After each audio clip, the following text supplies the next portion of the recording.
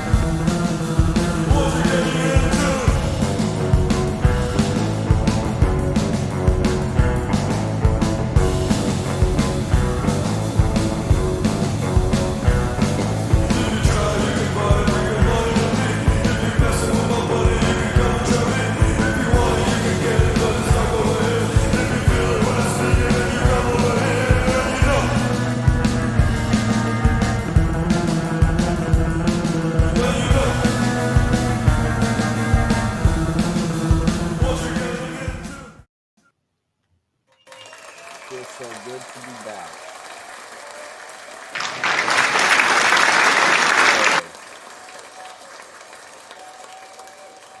How's everybody feeling today?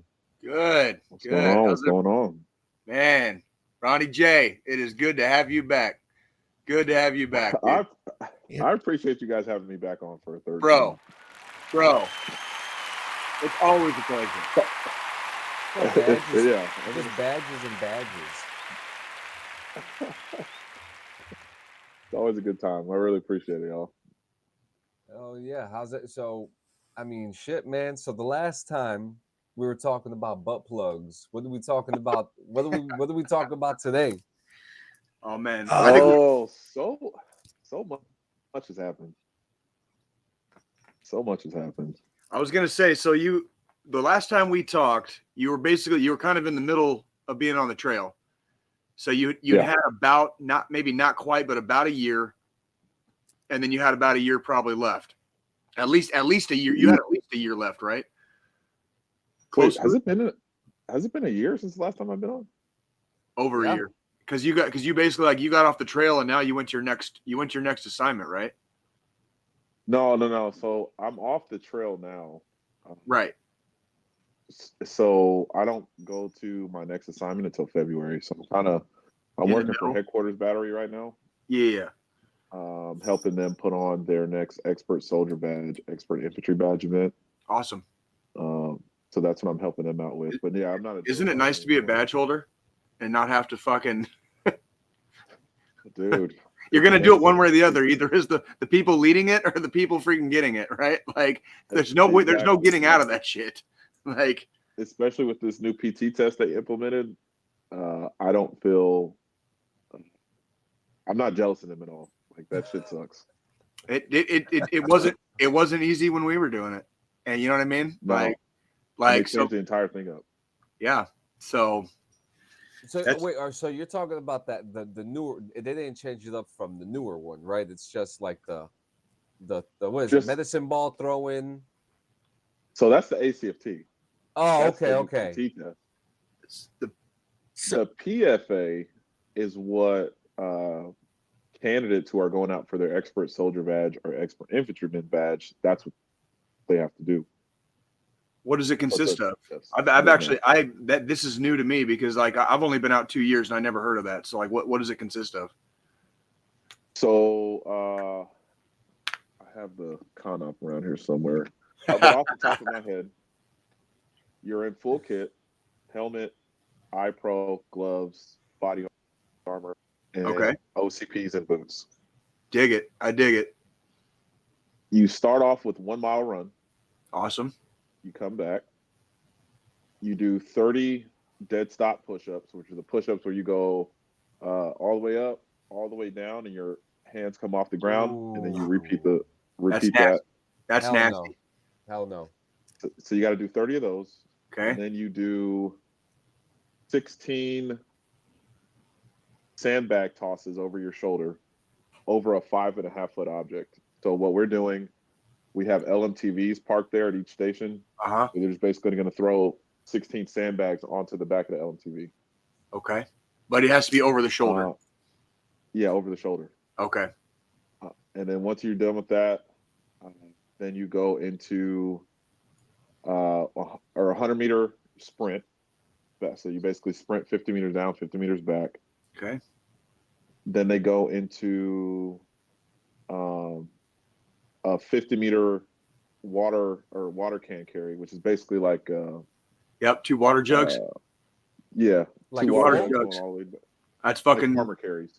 Yeah, Okay. that's freaking see what, 5 gallons? 5 gallons, that's 40 pounds each. So you're fucking carrying 80 pounds on top of your Yeah. kit. So down and back to 50 meters. And then once they're done with that, then they do 25-meter I'm up, he sees me, I'm down 3 to 5 second rushes. 3 to 5 for second 25 rush. meters. This sounds And like a then gauntlet. 25-meter. Yeah. This sounds like a And then fucking gauntlet, bro. What's And then a next? 25-meter low crawl. Like an actual low, like facing the fucking dirt, low, like an actual low crawl. Yeah. Like fucking do not lift your fucking head up, low crawl. Oh, Like And face then- scratching, right? Like yes, Yeah, like that's fucking, oh my god, yeah. what everybody in like Hollywood thinks is a low crawl is actually what we would call a high crawl. A low Yeah, crawl exactly. means your head is not lifting up at all. You're not sometimes not even to look at what's in front of you. And Like that's you're the literally one- you're just kind of crawling in a direction basically. and that low crawl is the one where you have your rifle flat on your back and you're Yep. Or it could be to the side of you, but yes, there's Yeah. a couple different methods, but yes, that is an actual low crawl. That's you're not your ass is puckered and you could hide behind a fucking rock. You know what I mean? yeah. Like a little rock. my first experience of a low crawl, obviously in boot camp, and we had this drill sergeant Spears. It was his first day with us, and you know how they're always transitioning drill sergeants throughout the cycles and shit. So he had came in like a little bit before our second cycle, and this guy was rough. This guy had a beak, bro, and we're all looking at this guy. We're just like, oh, who's that guy? Skinny dude. Why isn't your fucking face touching the ground? I'm gonna show you how it's done. And no shit, son of a bitch got on the ground and then grabbed the other private's face. It was just like lower. His face was touching the rocks, and he was like lower. Yeah. Intense, Yeah. but like, and I was just like, whoa, this guy is scaring the shit out of me. I'm gonna low crawl my way out of this shit. I'm done. I'm gonna low crawl my happy ass. Show him how to do it. So, right? so back to the Yeah, beginning there. It's tomorrow will be exactly 1 year since the last time Ronnie was on the podcast. Oh, okay. Okay. Wow. It was November 13th of last year. Right Look on at time. you, dude. Good call. Damn, bro. that's crazy. And Yeah, I look- want to say, the last time I was on here, it was almost a year to the last time I was on here. Oh shit! So Probably. we have to keep the tradition now. Yeah, this is like a Ronnie I think we Jay. brought that up last time. Dude, I think it's like the a years- Ronnie. think we did. Yeah, yeah. The years go by so fast now. Jesus Christ! I Mhm. mean, Blink and you miss it, dude. Truly. Blink and you miss it. and like for context, like Ronnie, you're literal like DD214 OG. Like you're Yeah. you're one of like He was here at the beginning. He was Yeah. he was here at the beginning. He like maybe not always on Logging camera, in. but yeah, he wasn't necessarily always on camera, but he's part of the old crew. Yeah. my like- boy Muerte. Yeah. Yeah. You know, which by the way, did you get the new Modern Warfare? Are you with it? Are you playing it? I'm going to be honest with you. Oh shit! No, I did not. This Okay. is my first Okay. time in like 10 years where I haven't bought the new Call of Duty. Yeah, same here. It's trash what they're doing. It's It's trash. Activision, if you guys are watching, stop it. just Stop what the fuck you're doing. all fucking stop. Okay, so after all that shit, is the PFA over? Because I don't think we quite finished. No. Like, what's after that? What's after the fucking 25-meter low crawl? Oh shit! I A what? Another 1 mile run. Nice. Yep. Oh man, Yep. I have like a half chub just from the description of it, because like that's the shit I imagine like doing with like for like platoon PT. You know what I mean? Is like we'll go out. You know, it wouldn't be every fucking day, and it wouldn't be every week, but like once a month, we're gonna fucking just like crush ourselves. You know what I mean? And then we'll like go get like a platoon breakfast like afterwards, or whatever the fuck. But like it would be nice like once a month, just fucking absolutely like carve a new scar in our souls. You know what I mean? And that PFA sounds like a game changer. Like a lot of people are going to see, a lot of people are going to see just how in shape or out of shape they actually are doing that. Oh, it's just brutal, dude. Just the first, brutal. Just the first three things you mentioned: the fucking a 1 mile run and kit, a fucking 30 fucking dead stop push-ups, and then fucking slinging sandbags over your fucking shoulder. That right there, all of that in kit is gonna fuck some people up. They don't realize. It's a smoke fest. Oh yeah, that's all it is, a fucking smoke fest. That's like that's all it like. That's all I'm hearing. It's like smoke fest after smoke fest after smoke fest, and then you can run a mile again. Yeah. Like, is there a time limit on it, or do you just have to finish? Is there a time limit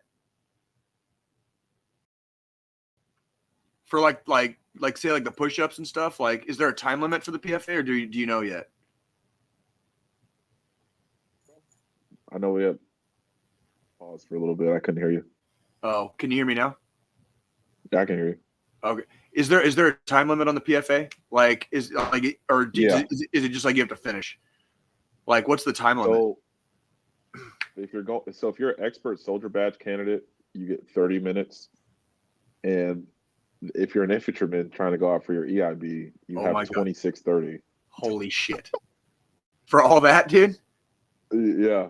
Oh man. So 2 miles of running and then all that other shit between each mile, you've got 26 fucking minutes. Yeah. Well, for infantrymen.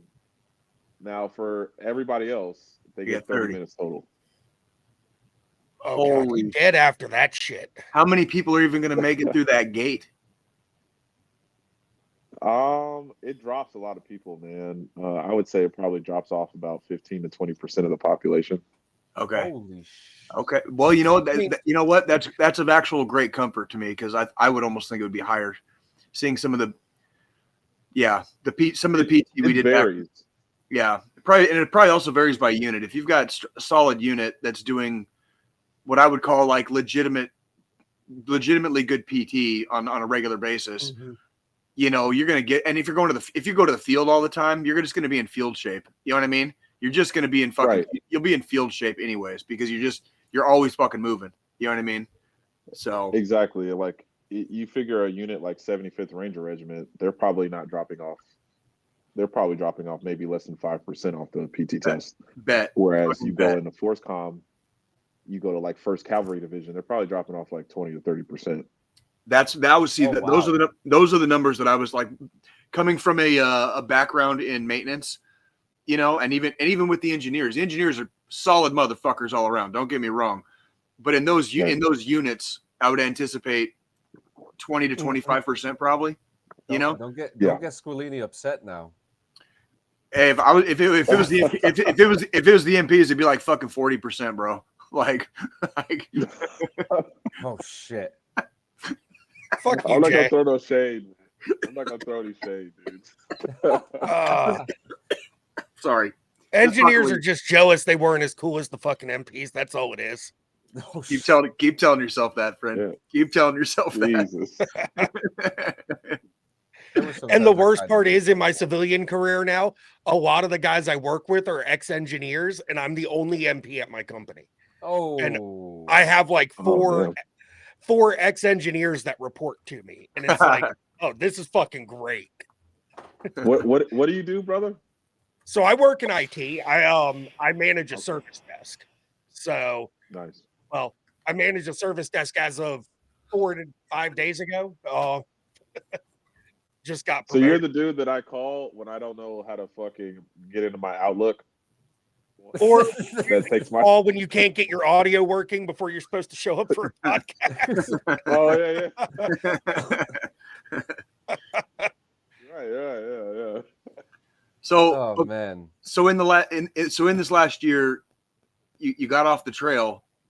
Like now that you all of your trail time is kind of done. What are some of like the high spots for you? What were some of the the high points? Like where I could see being a drill sergeant can be really, really taxing, but there's got to be some moments where it's like, okay, fucking, this was cool. This was fucking cool.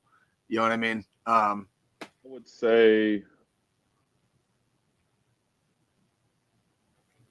seeing the trainees that are there that are really trying to like change the trajectory of their life by coming in the military. Mm-hmm. Because I've met some trainees, man, that came from like, I thought I came from a shitty background. These kids are coming from living out of cars, literally went to the MEP station, the recruiter station, and met their recruiter while they were living in the car with their mom. You know what I'm saying? Like, had nothing, and the military was their way out. Right. And being able to meet those kids, train them and develop and mentor them into soldiers, and then seeing and meeting their parents at the end at graduation, that's probably the most rewarding part of it, is seeing those kids that really come in for a purpose, not just to serve their country, but to change the trajectory of their families' lives. That's probably the best part of it. Oh yeah. Hell yeah. I could see that. That's fucking badass, dude. Yeah. It's so interesting too, because like it seems to be more common that people are living like this with the cost of living everywhere, you know, and it just seems to be more common. And you know, it's a shame that this seems to be the catalyst to bringing people into the military. But one, we're having low numbers, and it helps out a lot. It brings a motivation not only to the soldier but their family as well, and to other people around them. You know, everyone's got a story. You know, You know, and I'll tell you what, when you get some tough motherfuckers and they're already tough as nails fucking coming in, they just get fucking more badass fucking as they slowly but surely climb through the ranks. You know what I mean?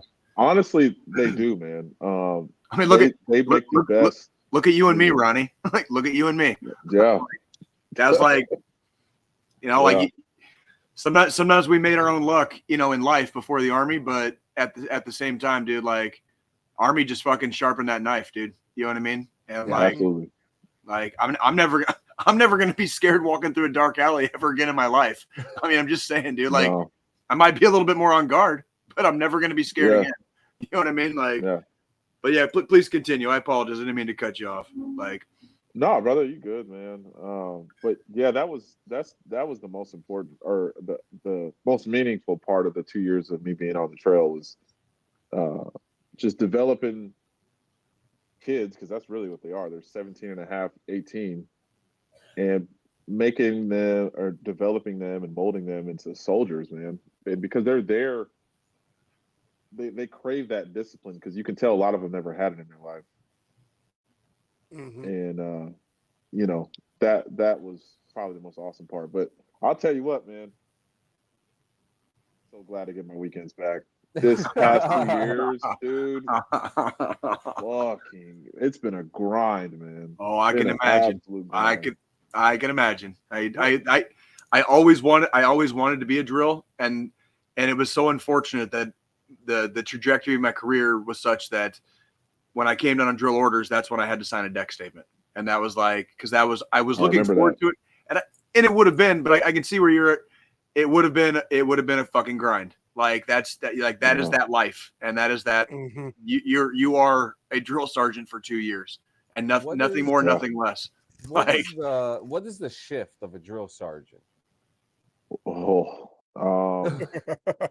It's hard to frame, brother, and I'm not even exaggerating. Like, yeah, I would say at least on average, be at work no later than 05:15, because the trainees wake up at 05:30. So you're there from 05-ish, on average, 19, 2000 every day. Woo! Yeah, because man, I could think of all the trainings that I remember doing. Because I'm probably the one that's probably most recent that was in boot camp, and like I still remember everything till this, and I remember some of those trainings, like U.S. weapons. U.S. weapons, we finished in a couple hours, but then we would switch over to night shooting right after that. Uh-huh. And Yeah. we wouldn't even get back to the trailers until almost midnight sometimes too. And I'm assuming you would have to do at least 1 or 2 24-hour shifts during Yeah. that time Well, too. you got to pull CQ during cycle too. Like, Yeah. so CQ doesn't stop. Mm-hmm. And there's not as many not as many drill sergeants as there are in a company. So I had CQ probably once a week. That's how it was when I reclassed the infantry and I went back to basic training down at Benning. The drill sergeants in the particular company I was in were stretched so goddamn thin. Like when I say thin, I'm talking 8 for the entire company. There was like two per fucking platoon. You want to talk about what? And you figure one of those guys is always on CQ. And what? At really, least so you're 7 in a day. You're pulling CQ once a week minimum. Like they were fucking. I felt bad for them, man. I really did. A couple of them were kind of pricks, but the reality was like, if I'd been in their shoes, I can't say I wouldn't have been a prick too. You know what I mean? Dude, it's hard, man. Like it's hard, dude. I'm not gonna lie to you, especially when you're like, like at that year mark, like when the last time I talked to you guys. Yeah. You realize you got another year of this shit. Mm-hmm. Oh, shit. Yeah. It's a mental grind, dude. Such a mental grind. And I'd probably say I would, bro, you gotta mentally every morning because something's got to get you up. After a while. So I was gonna, what get like, if it's not too personal, what gets you out of bed in the morning? Like you've been in the Army for over a decade now. You're kind of on the you're kind of on the downslope a little bit as far as like your career is starting to like slowly but surely wind down. You're getting to those high marks, the high water marks in rank, but it means the end of your career is starting to approach. What is still getting you out of bed right now? Like after all those years? Kids. Yeah, there you go. Okay, yeah, cool. Yeah. My daughters, giving them something to look up to, and being successful and a hard worker, and something that they can look at. It's tangible in their lives to be like, wait, this may be like, so later on in their lives when they be like, oh, this is getting rough, this is getting hard. Well, my dad, he did this and he did this. I can suck it up and I can keep pushing forward and I can keep putting one foot in front of the other and I can get through it because my dad did it. There you go. That's what gets me up out of bed every morning. I love that. So now that you're coming off the trail, you're at that end, you're almost there. What's the one thing you're gonna miss about being on the trail?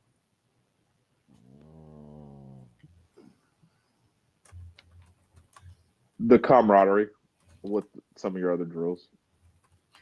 What was that like for you? Shared suffering. What was that like for you? Like being able to interact with a lot more support MOSs than we normally do. You know what I mean? On the line in the infantry. Like what was that like for you? I will tell you, it takes a lot of getting used to. A lot of getting used to. I wondered about that with you because you spent your entire career in the infantry. Whereas I had come out of support units and I was kind of like averse to their world a little bit. You know what I mean? Like growing up in my first few years in the Army. So I was really curious, like how the transition would be for you to be functionally surrounded. You were like the only infantryman. It's like one infantry for like every like 12 people that are there. You know what I mean? Like if that. So you're not you're now the you're kind of isolated in that pack as far as like. So the way they try to IMTO it out, that TRADOC, for those who don't know, training command is the training command in CIMT, the Center for Initial Military Training, is the entities that oversee the drill sergeant program, and the way that they have it kind of lined up is that they want one infantry drill sergeant per platoon. Yep.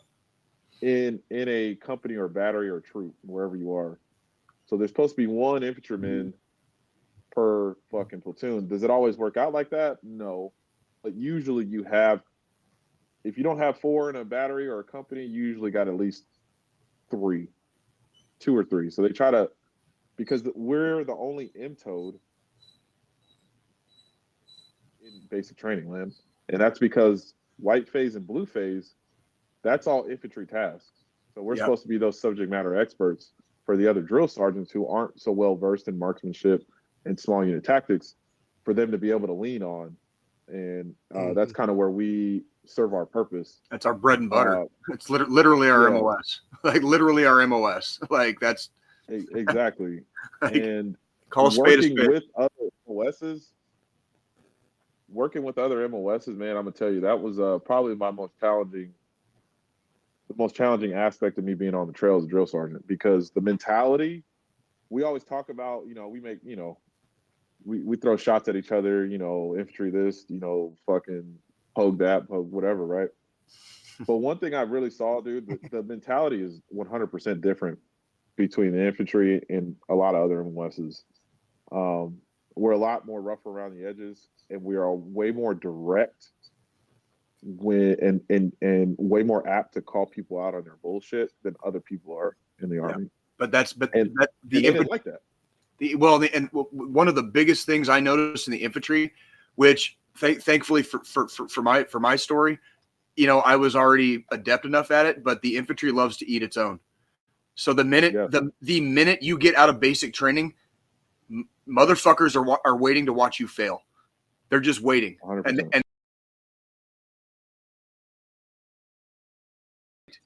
what the fuck is going on here? Joe, what did you do? I didn't do shit. Can you hear me, Ronnie? All right, we're back.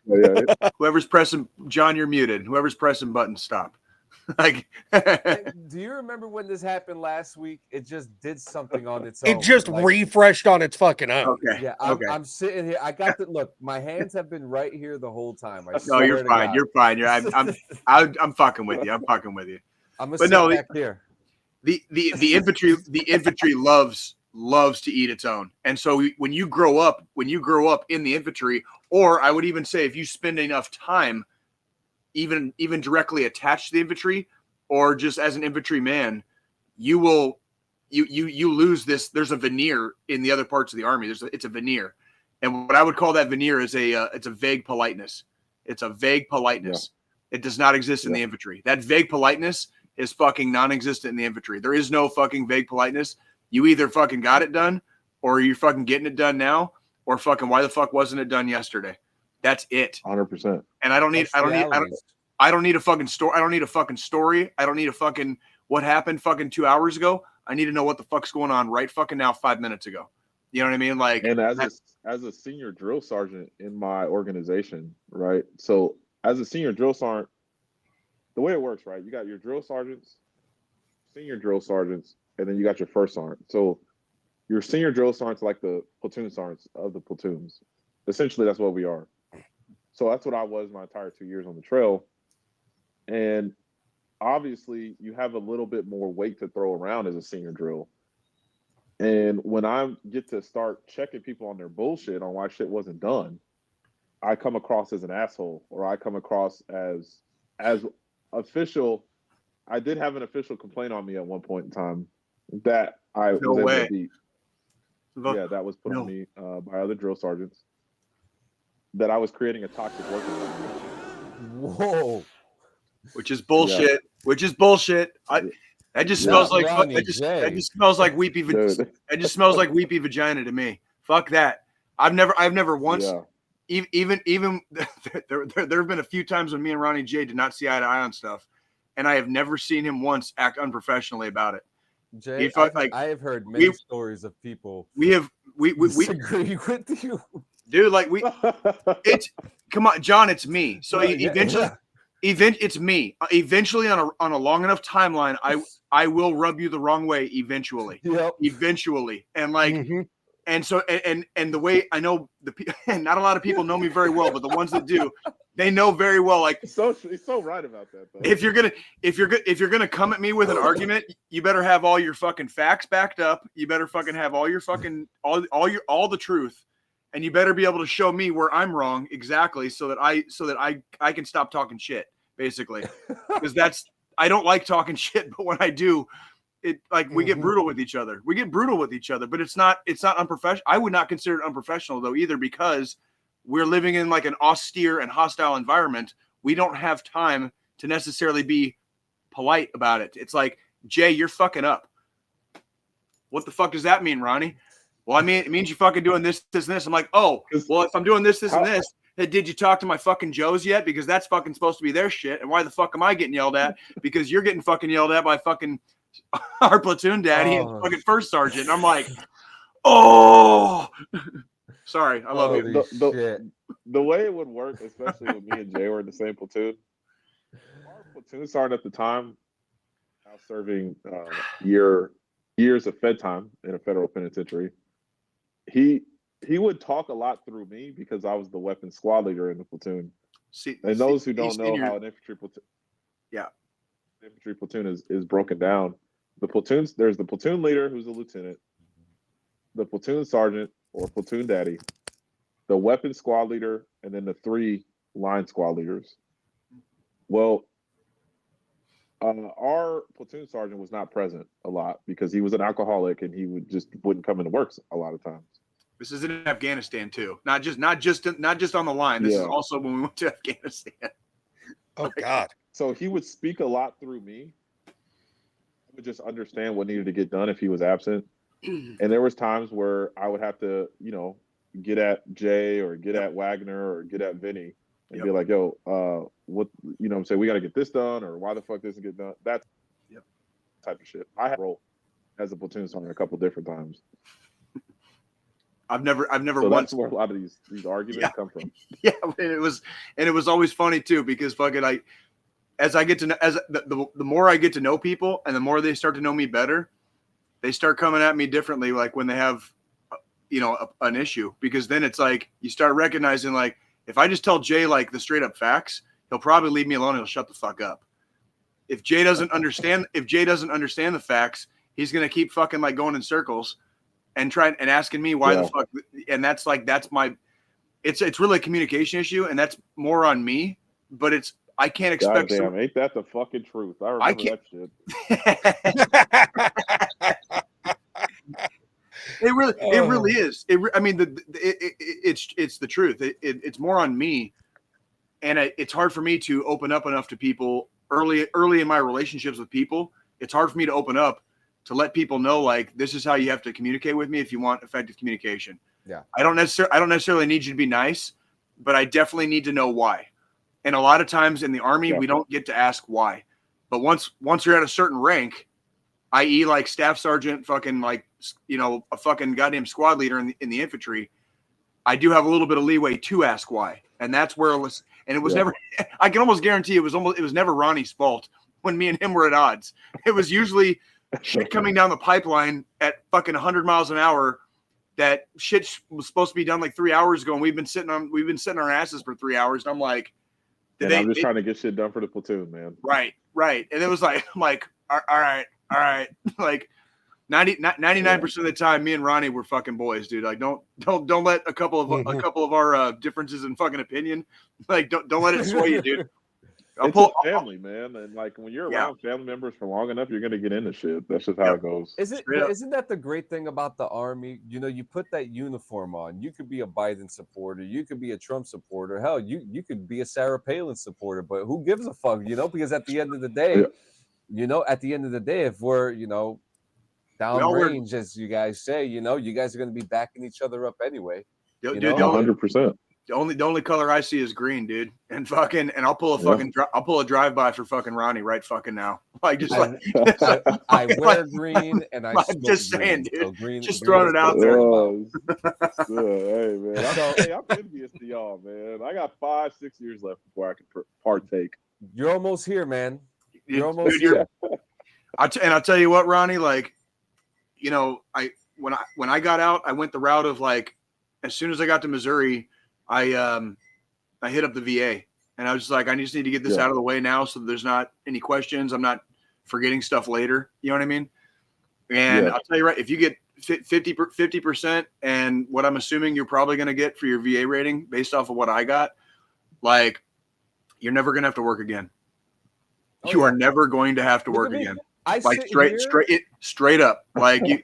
Like I'm just letting you know, just giving you a heads up, dude. Like, look, if that gets you out of bed, you know what I'm saying? Like, maybe that'll get you out of bed for like a couple more years. Like, I mean, the only reason I work a normal fucking regular job is because I spent all this time going to fucking college to get a goddamn graduate degree. I'm not going to sit there and just let that go to waste. With my VA rating and everything, I technically could quit my job tomorrow and be fucking cozy. Yeah. But I prefer the word content. It's like I can work if I feel like it. That's kind of when I do the security gigs and do all the fun stuff at the different venues around here in Kansas City. But it's like, if I really wanted to, I could just fucking pinch the belt a little bit, and I wouldn't necessarily have to. If I stop spending money on Fallout, bro, and podcast equipment, I'll definitely be living cozy. Well, yeah, that's kind of my downfall right now. Is I spend so much money on fucking tech that I like that beer. I have to work a full-time job. Between tech, bourbon, and beer, I have to work another job to fucking keep those habits basically going. Like, it's my baby, dude. It's like that's my baby in my 40s, dude. Like, pints of Yingling make you strong. I'm just saying. And look, you guys. I mean, I've got an entire shelf right over here to my fucking left. What are your about $3,000 worth of bourbon sitting on this fucking bookshelf? John smokes. God damn. We'll just say that I could correlate. I hang around like Willie Nelson, but I smoke like Snoop Dogg. Yeah, he spoke. John finds all that weird shit that looks like fucking like purple crack rocks and shit, and it's weed, but it's fucking weed. And like I'm like, bro, that doesn't that take the fun out of it for you, bro? I just like smoking a fucking big fat cone once in a while, dude. You know what I mean? Like hitting a vape on the bar. The other day I was thinking, I've been thinking about boot camp all week because my 11-year anniversary just happened like this past October.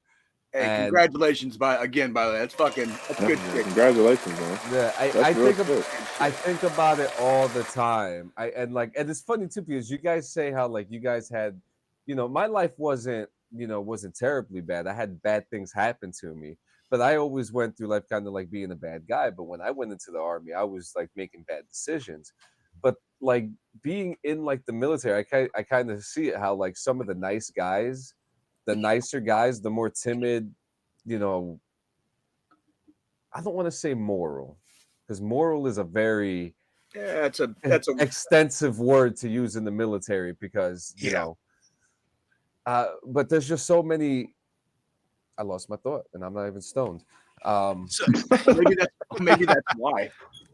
Well, you were talking about like the guys that are a little maybe not as prone to like some of the nice guys, they don't get as far as like specialists. Sometimes even E5. Sometimes depending on MLS, it's entirely possible. Depending on MLS, I think I've only met one like super nice guy that didn't show no asshole or tough qualities. And funny enough, his name was Robin Williams. He was a 26 or 27-year-old E6. He was he was a fucking high speed son of a bitch. He was very smart, but then I see like guys like you who are more tougher, but tough for a reason. Because I feel like that your representations of the military are what are correct, Go ahead, Joe. Joe, go ahead. I mean, the thing is, we talked about the whole different mentality with the infantry and how, like, for instance, you being the infantry drill sergeant in your group and complaints happening because you've got a little bit more of a tougher demeanor because of shit you've seen. And not just the fact that you're infantry, I'm sure. For me, even like when I was an MP, before I had any tours under my belt overseas or anything, I was real laid back, chill. And then once I came back from the fucking box, total different demeanor, total different way I carried myself stateside, even with my troops and my For sure. soldiers and shit. Agree. Because Agree. that combat, that changes the whole way you carry yourself as a soldier to begin with, because now you've actually had to be in the shit, and you want to make sure your new soldiers are prepared in case they ever have to fucking go through that. It's the transition of a warrior, man, and that transcends MOS. If you've experienced combat, it's gonna change you. It literally changes the way your brain is structured going through a traumatic event like combat, especially if it's repeated. So, of course, it's gonna change you for. I can't say for the better or for the worse, right? I think that's really subjective. But you're going to come back and you're going to, especially if you have soldiers that you're in charge of and have to lead, you're going to be tougher on them. And which is why I think the Army was a lot tougher place during the global war on terror, is because you had all these combat vets and all these different MOSs, because everybody was getting after it in the height of the GWAT. Yep. Everybody wanted that sauce. Yeah, they're coming back. And they're having to impart these lessons learned, these hard lessons learned on these newer soldiers fresh out of basic and AIT. Yep. And so they're going to fuck you up. They're going to be smoking you. They're going to be yelling at you. They're going to be talking to you like shit, because they're trying to mentally prepare you for what you're about to go see. Yeah. And that's, go ahead. I've talked about it before. That's kind of, one of the things I did in my career. I switched from active to reserve. Lasted in the reserves for a month before I was back active, because I show up to this reserve unit and even fucking tops like, you don't need to stand at parade rest when you're talking to me. I work for a living and I'm over here a combat fucking vet. You're a fucking first sergeant. I'm only an E6 and you're telling me not to fucking stand at parade rest when I'm talking to you. No, fuck this bullshit. Yep. I want back active duty. I submitted my fucking packet right away. Fucking got right back to a goddamn active unit, because I was like, nope, not about this life. I was just going to say, too, like my very first unit out of AIT, 91 Lima, fucking mechanic, I was attached to it was an engineer unit, but it was a support unit. It was a construction battalion. No shit. It was a horizontal construction battalion. My first company I was attached to 12 Novembers. Okay, that's like heavy equipment operators, basically. They had just gotten back from fucking goddamn Iraq. I think it was Iraq. I want to say it was Iraq. Fucking a year prior. So they had been in Iraq like 08 to 09 or some shit. Got back in 09, and I landed there about a year later out of AIT in 2010. And so like even being in like a support for the support, role. You know what I mean? Like we're talking, if we say the word pogue, that's as pogue an outfit as you can get in the engineer outfit. You know what I mean? And like, and they were fucking all combat vets. Most of them had been on that deployment. They wore the triple nickel patch. My last the Pentagon. You know what I mean? My last NCO he went from infantry to 92 Golf because of an injury. And he just kept talking infantry stuff in the kitchen. Like it was just like he was so rough. But he would also like wake me up at 3:00 in the morning at my door, at my house, asking for Newports too. Like, Sergeant, get the fuck out of here. I had the one unicorn in my fucking AIT in basic. I had a fucking infantry guy that reclassed to a fucking 31 Bravo. Interesting. How'd that go? I was like, why the fuck are you going from fucking infantry to 31 Bravo? I would say the same You're thing. going from being arrested by the MPs to now arresting people because you're an MP. Like, yeah, that's wild. So your job as a drill sergeant is to observe some of the future of the military. Did you notice anyone like really come into it and like really find themselves during their times? Every cycle.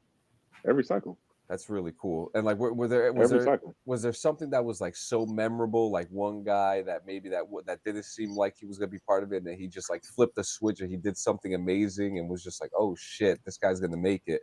The constant maybe not like did something amazing, but definitely flipped the switch and surprised the hell out of me and the other drills because we would, we call it at the beginning. Well, drill sergeants, when we're by ourselves, at the beginning of a cycle, I'll probably usually pickup day or like a day after pickup day, we're like, such and such, bro, that they're gonna get injured, they're gonna end up getting chaptered out, or they're not gonna make it, or that kid over there, they're mentally they're not there, they're gonna end up chaptering out. We kind of start calling it on certain kids, and a lot of times we're right, but then we have these other ones really surprise the hell out of you, like really truly surprise the hell out of you. Yeah, so I would say every cycle somebody surprises you, male or female. Actually, my last cycle as a senior drill, there was one, we were doing the final road march, the 10 miler back from the Forge, which is like the final event. And I had this trainee, she was a female, a little bit taller than me. I'm 6 foot, she was like 6'1", 6'2". Holy shit. Nice. But she was very quiet, very reserved the entire 9 weeks, right? But I saw her give away what the final event looks like to any prospective new soldiers coming in. But it sucks. We make it suck on purpose. And she was like, at the end of it all, she made it. She was not only during that last 100 yards, was she pushing other trainees, but she was carrying a lot of the things that we are making them carry by herself, to the point where I could tell she was probably going to pass out. So I made her, because I'm running with my platoon the entire time. Like, one, I made sure I rucked every 10 miler with my platoon. I made sure I did the final event every time with my platoon, because I have to lead from the front. You know what I'm saying? Like, I'm here for a reason, and that's to be the fucking role model and to set the precedent for their careers. Fucking thank you. And so I made sure that she dropped, because I could tell. Her motivating her battle buddies and her carrying that stuff, she was going to pass out. And so I made her give it up, and I just made her just jog to the finish line. And when she got there, I could see her body starting to shut down because she was hyperventilating. She couldn't breathe. She had to take a knee. She was crying. And I just had to get in her face, and I was like, hey, focus on me, and focus on your breathing. I said, look into my eyes. I'm going to guide you through your breathing, because that is what the fuck she needed at that point. Otherwise, she was getting ready to go down and ring up, call an ambulance. And you could tell she just locked in. She locked in, stood where she was at, and understood what she had just accomplished. She calmed herself. She calmed her breathing, got to where she needed to be, and we got her up off the ground, because it was really close. We were probably getting ready to call an ambulance for her, because she was it was looking pretty bad. But she composed herself. We gave her some water, and she stood in formation and got her ceremony patch, which is the patch that we give them when they complete everything, and it makes them like soldiers. Oh yeah. And she was good to go, man. So That's like, fucking amazing. that was one of those instances, man. Like, people just finding that inner grit that they probably never knew existed. That touched me. That story just touched me. That was crazy. And that's another prime example of, those of us that have been senior NCOs have had to lead and stuff, with you being a senior drill instructor and you sitting there explaining, I did everything with them. I didn't ask my trainees to do nothing I wouldn't do. That's a prime example of good leadership right there. And that's something I even take on my end into my daily life as a leader in my civilian job now. Like, I'm not going to ask anybody that works for me, that's under me, that reports to me, to do anything that I'm not willing to do. And I think that might be part of like one of the best qualities that can come out of a leader from the military is, when you do finally get out in 4 or 5 years, however long it is that you've got left on you, that's one of the things that you're going to take into your next stage of life. Absolutely. I would agree with you 100%, man. Like, because that stuff, as NCOs, as good NCOs that we learn, and it's just natural for us to bring that into the next phase of our lives and around people, because it's, you can't teach. I see a lot of these like Fortune 500 companies and these tech companies. They try to send their supervisors and their managers to these leadership courses where they're trying to like impart some of these qualities onto people. Bro, this isn't shit that you can learn in a fucking 2-day weekend course at a conference. No. This is shit that either you got or you don't got.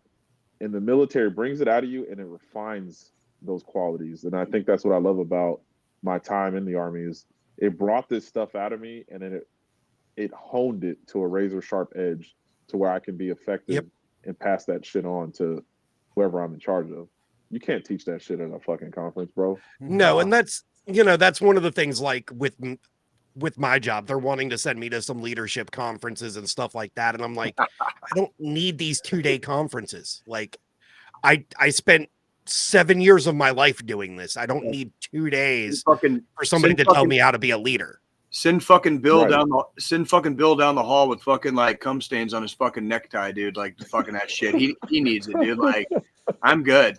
But Fucking good, bro. Like, save the company money. Is there Seriously. booze and is it free? That's not how the Usually- civilian workforce works, bro. Sometimes they do. I've seen it on No, TV. I mean, there I are know some it's real. conferences and stuff like that. And, if you go out to a business dinner and shit like that, you're allowed to expense a certain amount for alcohol on the company card and stuff like that. I've had to do it before in previous jobs. I think the reason my company wants to send me is because I am a little bit rough around the edges with my leadership tactics, because most of my time as a leader has been my military career. So, there are times even just the separation of, what we would call like mainstream civilians and people who have served in general, probably regardless of branch, we're going to seem rough around the edges, regardless of like what we did in our time in service. Like I've noticed this like a tremendous like gap and gulf, like after like now I've been out like about 2 years now, and I am still experiencing culture shock, like still trying to figure out how to fucking talk to people. You know what I mean? Like it's like, it's weird, bros. It's fucking weird. Like, can I ask a question though? Like, so I was in for 4 active years, right? And I remember going in, and I remember not remember what the world was. But then when I came out, it was almost like being in the Army. I was frozen in time. And like, as soon as I came out, everything was different. New technology was out that I didn't even know existed. Like, I was so like, I almost kind of felt like I was in this shell, and within that shell, everything just moved so fast without me. It's like the upside. It's like the upside down in Stranger Things, bro. It's like coming out into it's like coming onto a fucking mirror universe, dude. Like, I was like, I remember all this shit, and it looks kind of the same as it did, maybe in my memory. And then now I'm just kind of existing in it, and I'm like, oh, and I gotta fucking pretend to like go along with all this, like. Okay. Okay. Let me put the frozen in time into perspective real quick, at least my time, because when I joined the Army, at least from a, technological advances in society standpoint, for personal mobile phones, the smartphones that were on the market at the time were the BlackBerry. Okay. Right. It was back in the day. When I got out of the Army, we were on when I got out of the Army, smartphones had advanced to, I think it was the Galaxy S7 and the iPhone 7 or 8 were out at that point. And I don't even remember the first, like I owned the first iPhone, but I don't remember it actually coming out. That's how frozen in time I was with like technology. And that's what I do. Like, so it's definitely one thing when you're in the military and that's you're laser focused on your career and your job there. Shit just doesn't correlate when you get out and you come into the civilian world again, because everything's like, well, when the fuck did this happen? Yeah. No, I can see that. Honestly, I don't know where the world's going to be at by the time I get out, man. Shit. Oh, it's getting exciting though, isn't it? But I bet you money that when You're you gonna get a fucking you're still going to be using HP computers from 2012. Oh, bro, that's a term I ain't heard in years. ACAP. They don't call it ACAP anymore, bro. No shit. You're gonna What's get a SFL tap. Oh, shit. You're gonna get a star on your fucking CIB, bro. Like you're gonna get a star. It's gonna be a star, bro. Like Probably. Probably. Yeah, you see what's going on in the world right now. Hey man, Yeah. it's all gravy in the Navy, dude. Like you know me, dude. I don't give a fuck where I go. I'm gonna shoot whomever I need to shoot. And then I'm gonna get the fuck back. Fucking thank you. Fucking thank you. You just tell me which way to point the end of the barrel of my weapon. I will shoot in that direction. Exactly. It's just where, Sar? North? The tree line? Oh, the whole. Oh, that's not a. Got you. Dude, Got you. There were See that tree line over there? I need it leveled now. So like me and Ronnie like knew each other for actually quite a little while because we actually went on our second deployment together. We just weren't in the same company. Yeah. So we were kind of versed with each other just based on that. And then when I moved over to the company he was in, and we ended up doing an entire training cycle and then a deployment together, like we ended up in the same. Eventually, I ended up in his platoon. And so like sometimes I felt bad for like because like we had like a murderer's row of squad leaders. Like the four of us squad leaders that we deployed with to Helmand in 2018. Dude, we were the fucking four. Like I went from the Four Horsemen when I was attached to engineers and like my crew that I rolled with there. Like we were like a fucking murderer's row. Like we on paper, nobody gave us a chance, dude. And we ended up being one of the best fucking platoons in the goddamn battalion. And it was because the four of us kept that like we kept the fucking puppets and the strings in fucking order, dude. And it was like it was really hard sometimes. But Jay, do you remember that time I shot at that car that came like that was coming up to our formation on that ridge line? Yep. And you weren't supposed to shoot it, I'm assuming? Well, hey man, aggression is fucking it was gray area. It was a gray area. You have to. It was somewhat within the ROE. That's all that matters. Why the fuck? It wasn't on the wrong side of it, but it wasn't necessarily on the right side of it. Here's how I see like a half a magazine into that fucking car. And surprisingly, I didn't kill that dude. Hey man, like why the fuck was it up there? No cars were ever up there ever. So what the fuck was he doing up there? That was suspect as fuck, bro. Dude, when I tell you guys like I say it a lot sometimes, and I've said it a few times on the podcast. Like it's hard to describe in the infantry what it's like, especially downrange, because wherever the fuck we are, we own. And not only do we own wherever we are, like the Wild West. We will the Wild West. We will fucking actively defend it, fucking under any circumstances. Like no questions asked. Fucking we'll figure out the bullshit later. And that doesn't mean we're not talking about like, war crimes or wanton murderous sprees or anything like that. It's not like that. It's very professional actually. It's precaution, keeping your team it's safe. An abundance of caution, and that's what makes us a lot more professional than the other standing armies around the world. We take an abundance of precaution first, so that when we do start dumping, so that when we do start dumping our shit, dude, like everybody knows it's legit, and then everybody can fucking dump. That's the whole. It's one team. That's literally like one team, one fight. That's literally one team, one fight. Soon as we start dumping, dude, like everybody's gonna open the fuck up, and everything in front of us is dead, and that's how the infantry rolls. Exactly. Because we own it. We are the fucking kings of this earth. Me and Ronnie, on our second deployment, me and Ronnie both led formations, dismounted in some of the same places that Alexander the Great and his armies fucking marched through outside Kandahar. Like, no, how many motherfuckers get to say shit like that, dude? Like, fuck everybody else, dude. I'm fucking proud of that shit. Like, I don't like. Sometimes I don't think about it like that, but yeah, you're right, Jay. I hate beating my chest. I try to be humble in with my service, but goddamn, am I fucking proud of some shit. There is so much shit we did, and a lot of it goes very unheralded. Like we don't get fucking awards for like our proudest moments. Oftentimes go unheralded, and like we get awards for stuff that we don't even think twice about. Yep. Like that's really what, you know, and that's in the infantry, and the infantry really is like, it's a different world. Like it is straight up dog eat dog. And if you, some people fucking sink and some people swim. And thankfully everybody thought I was such a fucking psycho. I was already in my fucking 30s. I was like already in my like mid 30s. And they're like, why the fuck do you want to go to the infantry? Like you're already in a hard enough MOS, like as a mechanic. Like you want to go to, I was like, fuck, being an infantry will be easier like than being a mechanic. Like, come on. Like, and I made it, but I was fortunate, and I swam, and I learned very quickly, and I learned very quickly. He said, I learned. Well, fucking egg, Ronnie. So, Ronnie, like we don't talk a lot about this stuff, so like when we were together, like you probably have memories of me that like have probably just like dripped out of my fucking brain. Dude, I got a video of you that I wish I could stream on this. It's fucking funny. Oh my god! What is it? We're at a range.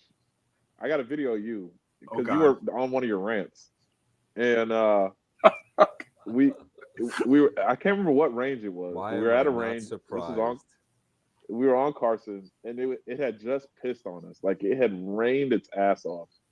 And Jay is sitting there in his wet weather gear, going the fuck off. The only one. And I because I was the only one. I started filming. I think he was pissed that he was wet. I don't know. I can't remember. No, I was pissed. Like everybody's making fun of me for fucking putting my wet weather shit on. I saw the shit coming fucking like 10, 15 minutes away. Yeah, that's what it was. And I was the only one that suited up. I saw it coming. I was like, hey, it's about to piss on us. You guys might want to suit up. No, fuck that. You fucking reclass pogue pussy, whatever. And I'm like, okay. Dude, when that fucking storm hit us, it was like hailing. It was fucking like lightning. We had to go to like the lightning shelter. You know what I mean? And I'm sitting there like, I'm sitting there surrounded by all these like soaking wet infantry assholes. And I'm like, yeah, who's the fucking asshole now? You fucking asshole. I'll send it to you guys, man. This shit's funny, man. Yo, please. Yeah, who's the fucking pogue fucking smart guy now? Like, oops. Fucking, it's like, because, well, dude, you could see. Hey, was that pre or post 2018 deployment? That was pre. That was 2017. That was 2017. Okay. Because it was like, because we were between deployments, and I know exactly what range you're talking about. I think it was a machine gun range, but it was like we saw this line of clouds go in front of us, right in front of the foothills, of the fucking Rocky Mountains, like at Carson, and then it like dead stopped. Yep. And as soon as it dead stopped, right. I was like, "That's gonna come our way, and that's gonna be bad." And everyone's like, "Yo, no, but no, you know." Yeah, because I was one of those people. I used to fuck with Jay a lot for being a reclass. And I'd be like, I'm not putting no fucking wet weather. I was like, I don't even think I have wet weather gear out here. That's poke ass shit.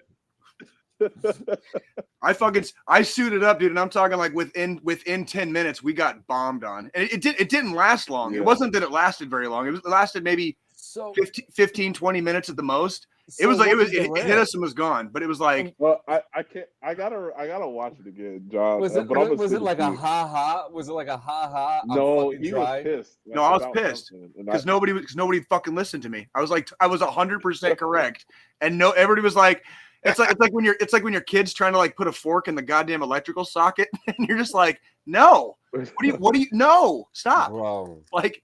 And nobody would listen to me. They just wanted to be tough guys, and I was like, "Okay, tough guys, like you're about to get like dumped on." Like I just spent 5 years down in the Ozarks. You know what I mean? So like I'd only been at Carson for about a year and a half at that point, maybe not quite 2 years, and I'd spent a lot of time in the Ozarks, and I've seen crazy fucking weather down in the Ozarks, like it, like really, really like just shit you don't see every day. And when I saw that fucking line of clouds move in, and then like it like literally stopped, and then it came at us like perpendicular to where it formed up. So it was like watching like poltergeist. It was like aiming for us. Yeah, it was like poltergeist. You remember that shit in the 80s? Like just like some fucking Donnie Darko shit, dude. I was like, that shit's gonna hit us, dude. Like y'all better suit up. And everyone's like, no. And I was like, and so like now I'm like grinding my teeth. I'm like, God damn, what do I do if these guys don't? I used to get yelled at for having my silks on all the time. Oh, John, if I would have seen that, especially as a young corporal or a sergeant, I would have lit you up. I always. Yo, you want to know something though? We had a guy, and I'm a fucking name drop his ass too. Fucking Oh God, here we go with this shit again. He did not make it out of boot camp. His father was a lieutenant colonel. It was Private Lynn, right? It was one of the last hot days because in South Carolina, summer ends in October for some odd reason, and Right. Yeah. it was so goddamn hot, and this kid passes the fuck out. We got to He make. had his fucking silks on. Not only did he have his silks on, he had his PT spandex on under too. What the fuck?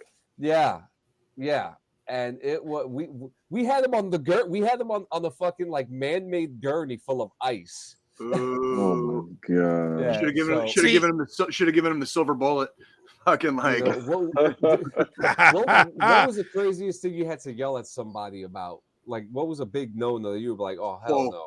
We've had a few. I know me and Ronnie both have had a few. Like when we were together, man. I can't even imagine now. Dude, I've seen some stupid shit since I've been in the military. And some stupider shit since being a drill sergeant. Oh, absolutely. There was a motherfucker who came down to first formation, not first formation, but work formation, with 2 left boots on, and tried to play it off like it was normal. How the fuck? I said, first, I don't want to name drop him. I can't confirm though. Can confirm. What the fuck are you doing right now? Or wait a minute. Who was the kid that we had to go get him out of his room because he was so drunk? Who the fuck was that? Oh, do you remember that? That was Texas, right? He's black from Texas. I think so. Yeah. Oh, yeah. I'm not gonna name drop him, but like I said, like our platoon name was the Heathens, and like we lived up to that shit. And like, yeah, like we had to pull this kid out of his bathtub, like legitimate. He was that fucked up. Yeah, this is all that was all pre-deployment. That's all like we had a whole year. That was right before deployment. Yeah, we had a whole year of like train up. We were constantly in the field. The one thing our battalion did good that year, that the year of the train up, was they gave us as many weekends as they possibly could because they knew we were between deployments, and a lot of us had just gone on the last one, and they gave us a lot of our weekends. So we did have weekends, but we were when I say we were in the field, I'm talking like the first overnighter was like at the end of January, and we kept fucking ramping it up. Like we'd go on over like a 3-day, a 5-day, a fucking 1 week, a 2 week, a 3 week, and this is like with ranges all in between. We were in the like. Bro, we were like a hobo, man. I spent more time sleeping in Fort Carson, the fields of Fort Carson, than I did in my own house. Yep, dead ass. Like that's for. And if you were in that battalion, the same as me and Ronnie, there was this 4-year. It was 2015 was a train up, 2016 was a deployment, 2017 was a train up, and 2018 was a deployment. So those 4 years, like it was like we basically like lived out of our fucking rucksacks. Like it was back to back, boom, boom, boom, boom, constant. No, there was no stopping. Like I got home from my second deployment, the first one with that battalion.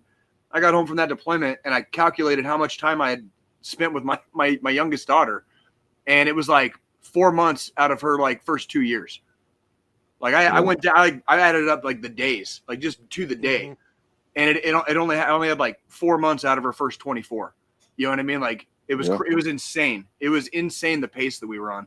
Like the op tempo. These soldiers nowadays, man, they don't understand how bad the op tempo can get. They have some of these NCOs, man, because these young NCOs, they don't understand how bad the op tempo can get. Yep. And then, like I was saying earlier, like the infantry loves to eat its own. I saw NCOs fall by the wayside. I saw dudes make NCO and then fall by the wayside and get busted back down. And I'm sitting here like, kind of a fresh new grunt, basically. Like I've got time in the Army, but I'm still trying to like learn the tools of the trade, so to speak. And I'm watching people fall around me like flies. And I'm like, oh shit. Like these guys do not play. Like can't get in trouble, can't fuck around on the outside. Like that's why like unfortunately for me, it came at the expense of I didn't cultivate a lot of really close relationships in the infantry. I have several, but they are few and far between. And it's because number one, I lived in Pueblo, like 40 fucking minutes away. But part of that was to keep myself separate so that I didn't fuck this up. That was my career. And I chose to go from a shitty hard MOS to an even shittier, harder MOS. You know, in my mid 30s, it's like if you're gonna fucking make it, you better grab your dick and do something. Because fucking they're like the minute you fucking fall to your knees, somebody's gonna kick you from behind and watch you fucking your face hit the dirt, and they're gonna keep marching by. Man, And I'm gonna tell you, that is the infantry. I know we got like a time limit and shit, but when you're done, we'll get into our final thought. Yeah, we're plenty. We're doing fine. Go ahead. So I'm very transparent about my service. So there was a time where I did go to jail for a little bit. This was like 2017. I won't go into specifics on why I landed in jail, but I do remember, and this is probably one of the reasons why me and Jay are so close, of many.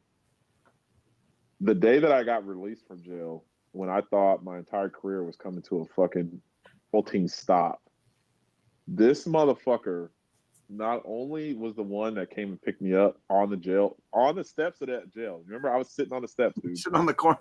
You're sitting on the curb. This motherfucker came in his fucking Buick. Fucking hoopty ass fucking Buick. A bag of fucking Wendy's. It was Jack in the Box. Jack in the Box.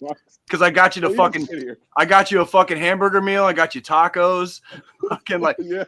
So you were eating fucking jailhouse food for like 2 days or whatever the fuck it was. Yeah, I was eating jailhouse food, man. So I was like, I know he's hungry.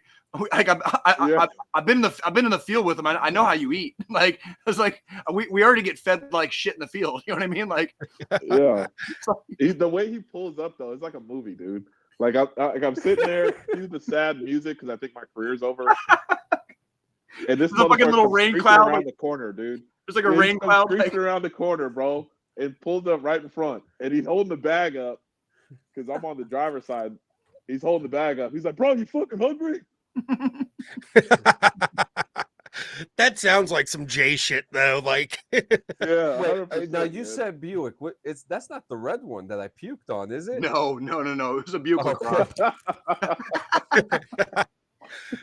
Jay's been a connoisseur of classic Oldsmobiles and Buicks for quite some time. Like the old shitty, like, hey, let me sell you this beautiful car. It's got all these miles.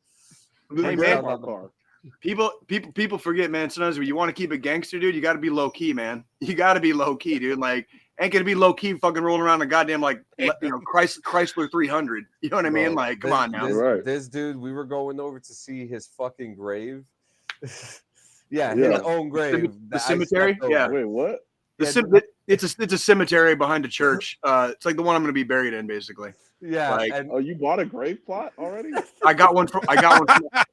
I have one, but I got it for my grandfather. Yeah, I got it for my grandfather owned several morbid plots. Motherfucker, Jay. You're such a morbid guy, dude. I can't wait to. You can take. Hey, you want to go visit my grave plot before I'm dead? Like, let's hop in the fucking car and go drive over the fucking graveyard. That's actually so you know exactly where I'm going to be buried. That's actually kind of like what happened. We were like, come on, we're gonna go for a ride. We were looking, and at then you fucking hills. pull out the damn picnic blanket and you fucking sit down with a fucking glass of wine and some fucking crackers and cheese and have a date on your fucking gravesite. Everything was like we were driving and he's driving, and I could take like a fast driver, driving all this stuff. But what fucking killed me is that what drove me mad is that right before we got to the cemetery, it's like up a fucking mountain and you're going up. It's a giant hill. Like I compare it literally to fucking boot camp hill, the very last hill that you take when you're going up in boot camp for you. Yeah. It's up and it's down. And then the last one is all the way up. And I start puking all over this car. And like, I'm thinking like, damn, I feel really bad. And Jay says something about it being an old car. Don't worry about it. You're going to be all right. It's just a fucking car, man. It's just a fucking car, bro. Yeah. Like, but yeah, I gotta drive up there to see my guy, man. You're gonna have to, because I need everybody to know where they need to like bring me beer when I'm gone and take a piss on my grave if you fucking like you got to know where you're going, right? Oh my god! And in saying that, I mean, look, we got it. It's time to close it out. Man, Ronnie, dude, it was always a pleasure. Holy shit. I appreciate all three of y'all, man. Seriously, I do, man. It's always a joy for me to come on here and talk to you guys. He Fucking said he work. got 5 more years. About 5 more years. Do you know where you do you It you have depends on orders? when I make EA, brother. Do you have orders yet? Like, do you know Yeah, where I you're do. PCSing? Are you going to be Yeah, I'm Are you going to be going closer? Are you going to be closer to me or farther away? further away. Fuck. And you're still in Oklahoma right now? Yeah, yeah. And when did you say, like, February? End of February is when I'm PCSing. Okay. Then sometime between now and February, we need to figure something the fuck out. Like, We will. yeah, too easy. I know there's between where you are and where I'm at, like, we can do one or the other or meet in the middle, and there's plenty of places for both. So Absolutely. I'll figure the fuck out. I'll figure it the fuck out. Like, Jay always figures it out. He literally He always does. figures it find out. a way to I find a way to accidentally piss everybody the fuck off in in the process too. You know, like that's. If there's no whiskey in the grog, Jay's gonna be the guy to throw it in there. For sure. I'm walking in your party and I'm spiking the punch, homie. Like, that's fucking. You don't get Jay Campbell in your crew, dude, without like a sprinkling of fairy dust chaos, dude. Like, that's just like that. Like, there's Ronnie knows, like I don't not the fairy dust. I don't do things wrong. I was thinking the same thing, dude. I never do things the wrong way. I tend to actually do things very much strictly the right way. But where I veer is where I start thinking outside the box and asking people questions that they don't like me asking, you know? And that's not anybody's fault. I just ask a lot of questions sometimes because I'm like, you know, we could probably do it faster, simpler, or easier if we go this way. And everybody's like, no.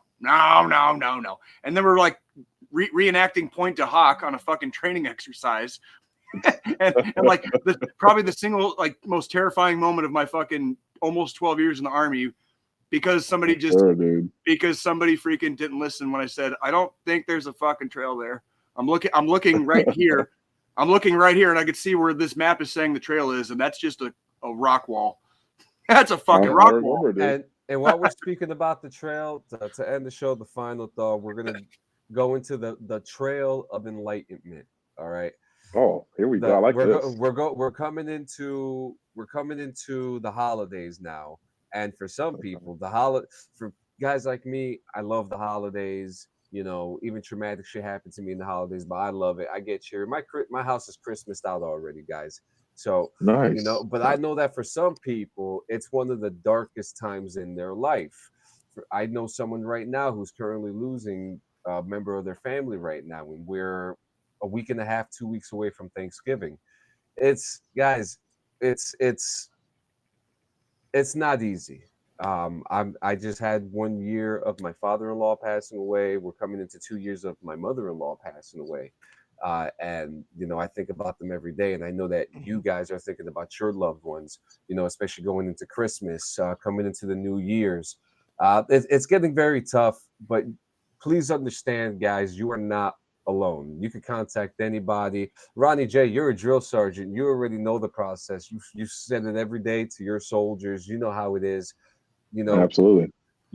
No one is alone. You could, you know, if you're intertwined with Ronnie Jay, if you work with him, or you know anybody, you know, Jay, Squilini, myself, you know, we're all about the survival, and not the survival of the fittest, the survival of every That's correct. breathing human fucking being in this earth. I'm not a licensed therapist, but I will absolutely fucking answer my phone and listen if it's that important. You know what I mean? Like, if it's that desperate, if it's that necessary in the moment, like, I will absolutely fucking lend an ear. You know what I mean? Sometimes that's all we need, is just somebody to fucking listen once in a while. You know, so absolutely. We fuck around a lot, and today was actually not a fuck around episode. I mean, this was actually I learned so much today, to be honest with you. I mean, you've got like the fucking infantry guru right there, dude. Like, you better take advantage every fucking time, bro. Like, me and I used to love, one of my favorite things in the field was me and Ronnie would talk shop, and because he was one of the only ones that would talk shop with me, kind of the way it would help me understand the process, basically. And a lot of the guys, when I say infantry is dog eat dog, it's like, you got to be careful who you even ask questions to, because they'll fucking they'll just be dicks for no reason. Use it against you. They'll just use because we called a certain let's say like the we call in the infantry we call them nut sacks, right? For like the crew serve weapons, you know, for the 249. There's another one that in the engineer world they call them pork chops.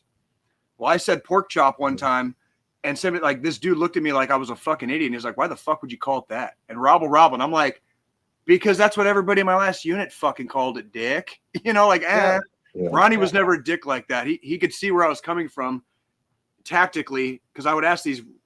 Sometimes they would seem crazy, like crazy. Why would we use this formation? Why would we use this formation? Or when would we use this formation?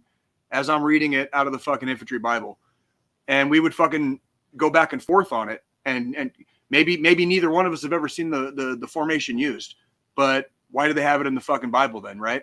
So we need, like, we would fucking talk about this shit and like just shoot the shit, and he's got girls, I got girls, and we had a lot of common threads, you know, and fucking, and again, it's about talking to somebody. Yeah, you know, like Jay just said, you know, find your people. You never know who's gonna end up in your tribe. You know, just find your people. And with that, guys, dial 988 or dial 1-800-273-8255, 1-800-273-TALK. Someone's always here to listen. We all have stories. The four of us in here have stories for days, you know, good, bad, ugly. And, you know, someone is there to listen to you today. Guys, next week's episode is going to be interesting. It will be a pre-record. So make sure you guys check that out. You're going to probably see us in another attitude in the middle of the week. So it's going to be an interesting That's usually what happens. Yeah. Pre-record. That's usually like our midweek pre-records, even the few times we've gone live midweek, have been totally different than our Sunday mornings. So yeah, and Ronnie Jay, I'm so glad we were able to get this working. You know, we were able to get it going. You know, thank you for coming on. You're always a friend. You're always a friend, a brother. At this point, you're OG. You know, you and Jay are grandfathered into this. So, and dude, and more, he's OG in more ways than fucking one, homie. Yeah, but until next I really time, appreciate all three of you guys. Yo, thank you so much, and until next time, guys, we'll see you next time, next week. Oh, later. Grip.